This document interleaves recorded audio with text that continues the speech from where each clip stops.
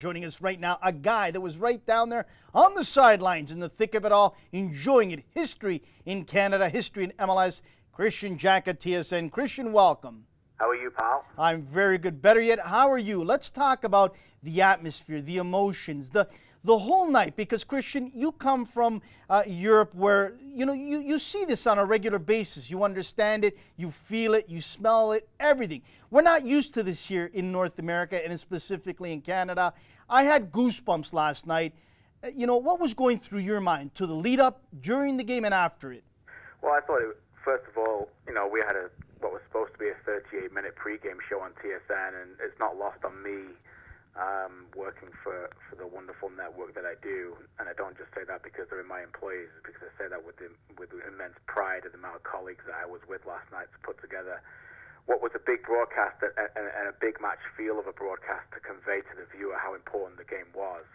I look at what we were able to achieve last night in Canada, and I come home today back from Champions League at TSN with immense pride of what we've accomplished in this country. Not only the 61,000 people who traveled, many people from far distances to spend their extremely hard-earned money from their jobs to go out and watch a game like that.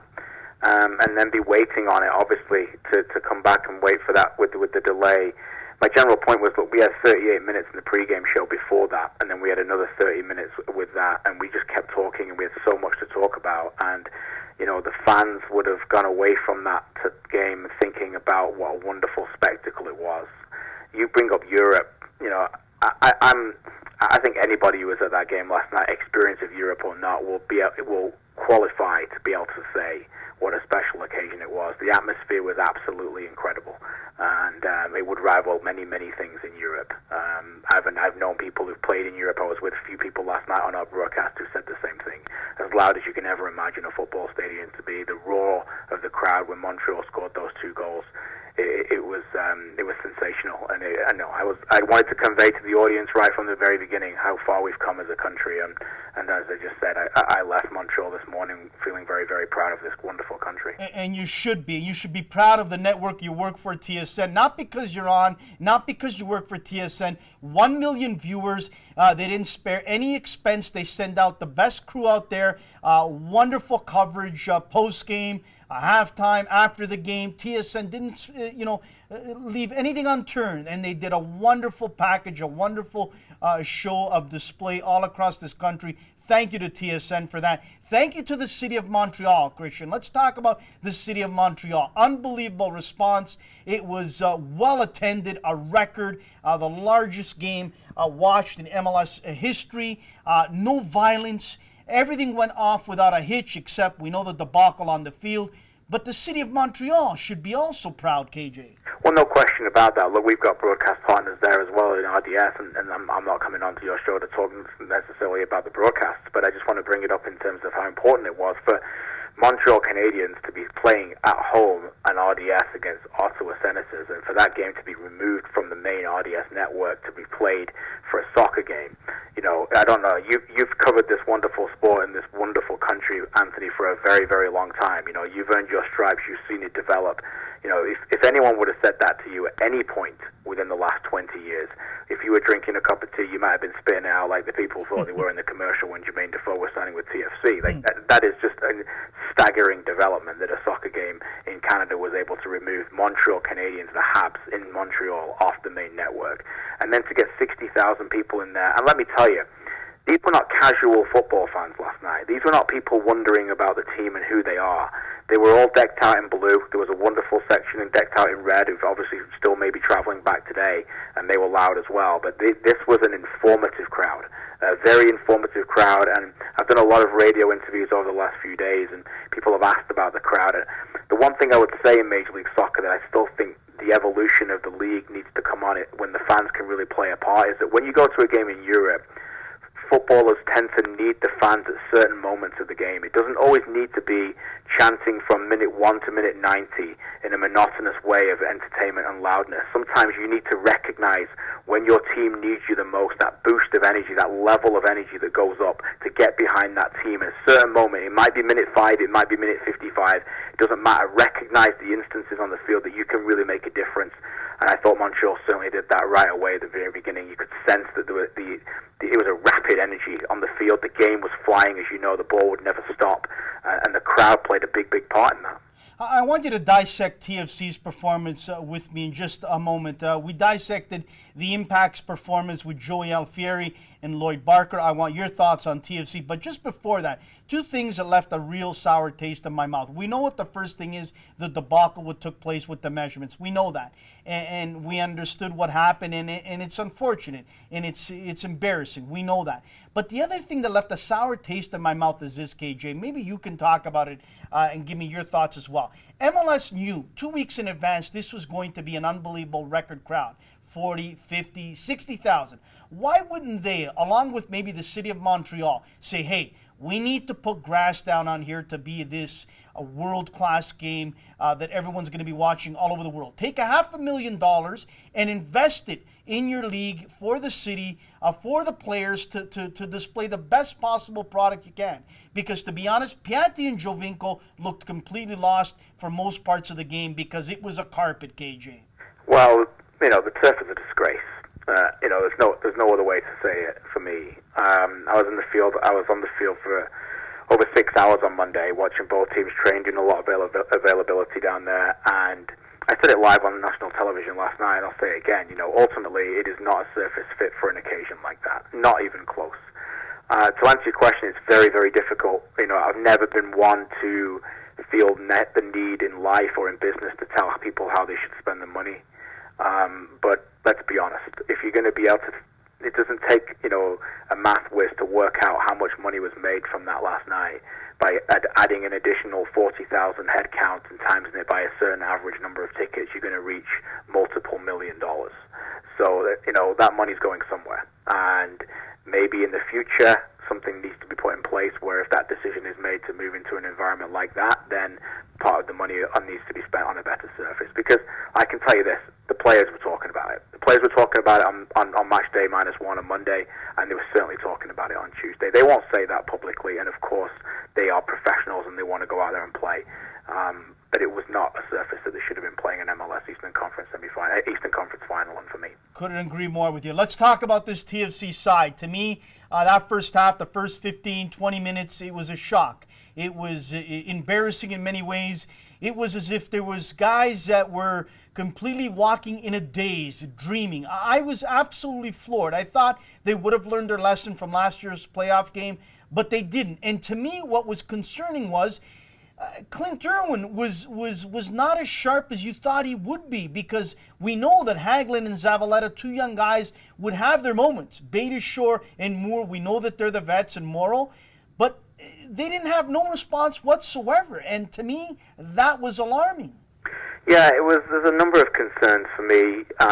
Greg Vanney had spoken about wanting to come out and dictate the tempo from kickoff. He actually said because of the 16-day delay in between, you really don't want to be going out there and not go direct and really go out there fast-paced. They weren't allowed to do that because of the incredible tempo that Montreal played in.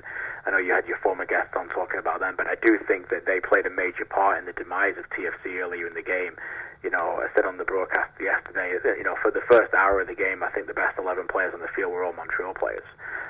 They were absolutely sensational. You can go through every one of them at certain parts of the game. They were brilliant. I won't go through them all right now, but every single one of them, you could make a case, and images in my mind of when they stepped up and needed to do different aspects of the football match. As for Toronto, look, they were really, really poor. It was a shambles in the first half, and they were lucky to get to halftime at 2-0. They were on their knees, Anthony. They were on their knees. If it's a boxing match, they are close to being out. But they got to halftime, and there's the beauty of playing two-legged football. It's not talked about enough for me that when you go away from home, you can play really poorly, but that one goal, that one away goal, is so valuable. It's worth more than the goal in many aspects, because they're down 3-0, and you're right to bring up Irwin. He was very, very poor to allow that Oyongo goal in for me. He's been very good for them. I've been a big backer of his. I wrote at the beginning of the season, I felt he was the biggest signing. I still think he's a major upgrade on what they've had previously there. But he was poor. It was at my end. I'm right behind the goal. I saw the look in the defenders' eyes when they turned around and they saw the ball in the net. They were stunned. They couldn't believe it went past him. But they got the goals, and they were able to find a way and dig deep. And that is something that you've got to give them credit for. Look, it was far from their best performance. They were really, really poor. But they have shown aspects to dig deep in adversity this year, to come back and get into games. And when you pay the big bucks to big players, sometimes you need that. And that Altidore header, I'm telling you, it could go down as one of the biggest goals in the club history. And to me, the guy that isn't getting the respect and enough talk today, that kept it all together, the glue, the cement of the team, the leader, I believe the most important signing right after Giovinco was Michael Bradley last night. He, to me, helped keep everything, close with this team, knowing that it could get out of hand real quick, and it did at certain parts, but he kept the team close in there. And then the other guy that I was really disappointed in, Jonathan Osorio, looked real out of sorts throughout the whole game. I don't know what it was, but he just didn't look like he had anything, Kristian. No, there's a number of aspects for that. Jonathan Osorio is developing in front of our eyes, and I just think that maybe this is the English side of me, and I'm a proud Canadian talking to you as well, Anthony, but I just think that sometimes when you play a sport like that in your own country, the hype can get a little bit out of control. Now, he's a wonderful guy, and he's developing in front of our eyes, but he's still got a lot of learning to do. He'll admit that, and he's worked a lot with Greg Vanney about how to work off the ball and show for the ball and make those runs to pull midfielders back, to create space for others to run into. But last night, it looked like it was a game that was at that point a little bit too big for him. That was my opinion. But it was also, to be fair to him, a game that Montreal completely dominated in midfield. They've got the experience. Donadel was sensational again. Bernadello's positioning is exemplary. It's absolutely immaculate when you watch it live. And Bernier did something that he did again last year against Toronto FC. He causes them problems. He took up higher positions to try and get in behind Michael Bradley. I'm with you. I thought Michael Bradley was the best player. At the first half, we talked about that in our halftime show. He's consistently looking to get Sebastian Giovinco in the game. Giovinco didn't have anywhere near the game that they would have hoped to have done, but there's still a connection there. Look for that in the second leg consistently when Michael Bradley gets the ball. Giovinco spinning into space. He backs Michael Bradley to find him on the turn, and I still think that's something they can work on. But yeah, I'm with you on bringing all of those points up. And I just think that with Osorio now if you're Greg Vanney, now what do you do? I think with Mauro Biello, I think that I looked at their players' eyes as they walked past me coming off the field. They were shocked, Anthony. They were shocked. They'd allowed TFC to get back in the tie. They were disappointed, and they played really well. Toronto FC didn't play really well, but they didn't look shocked. They had a couple of positive moments to build on in the second half. But now, if you're Greg Vanney, now what do you do? What do you do in that second leg? Because you might have got a good positive result, but the performance was nowhere near good enough. I couldn't agree with you more. The other guy that went a little bit under the radar that I thought had a real decent game, was physical, was trying to get some movement out there, was Armando Cooper. And I think he's going to be important in this second leg. Going back to grass, going back in the open air. Yes, it's going to be cold, but I think he will be a key part in this second leg, KJ. I agree with that. You've got to learn from players sometimes when they go through a bit of adversity, and I think Johnson needed to come on at that point in the game to add a little bit of defensive solidity next to Bradley in a double pivot. But I talked to Mauro Biello on Monday, and I asked him about what's he's seen from Toronto FC during the playoff run that he hadn't seen in the 3 regular season games, and the instant first person he wanted to talk about to me was Cooper, and he just adds a little bit of difference to what Toronto FC didn't have. He has a technical quality that when Bradley gets his head up and he plays the ball forward, he knows it's not coming back, and he knows he can play it to a feet where Cooper can control it. His technical quality is outstanding in midfield. He also has an ability, a little bit like Osorio, but I think even a better ability to arrive in the box late. And when you put the ball wide and you get the defenders to shift it deeper and deeper, and that space opens up in front of them, Cooper can arrive late, and he's got a good finish on him as well. So I'm with you. Altidore and Giovinco have carried this team with their goals in the playoffs, and Bradley got a big one last night, but you still feel like there's somebody else on the team who's going to have to score a goal at a certain time for this team to get through. Lastly, before we let you go, KJ, I don't know if you know this, but last night was a historic night in many ways, and I got a lot of email messages and text messages from a lot of different youth clubs and academies that were having parties at their clubhouses and all watching the game. And honestly, this might sound corny to you and people out there, but I really taken aback by that, and I got goosebumps, and I was almost close to shedding a tear because I thought about that, and I thought, this is unbelievable, because all these little boys and girls that are watching this unbelievable magical moment in Canada are going to say to themselves, you know what? I want to play in MLS. I want to play for Montreal. I want to play for Toronto or Vancouver, or I want to play in the new Canadian League. And that, to me, is worth more than any money can buy. Completely agree with you. Don't ever feel like you have to cheapen that by thinking it's corny or you have to shed a tear. You go ahead and cry about it if you want to, pal, because you've been there from a long time. You've seen this game develop. I've been here now 16 years, and I just continue to see this sport grow and grow and grow. And that game last night will live forever for a lot of soccer fans in this country, as long as they want to be. It doesn't matter whether they're 50, 60. It doesn't matter whether they're 5, 6, 7, or 8. Kids going to school, in my kids' school, talking about the games today, wearing the jerseys, wearing their shirts in Montreal as well.